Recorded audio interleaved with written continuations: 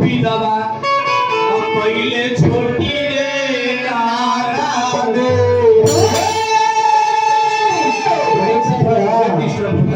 এরপর ফার্স্ট বলে দেখবা আর তো গর্ভবতী গৌরী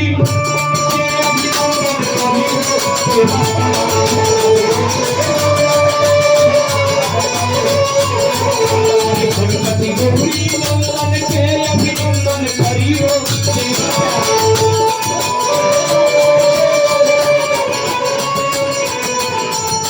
सबसे पहले सुमिरन तुहार करियो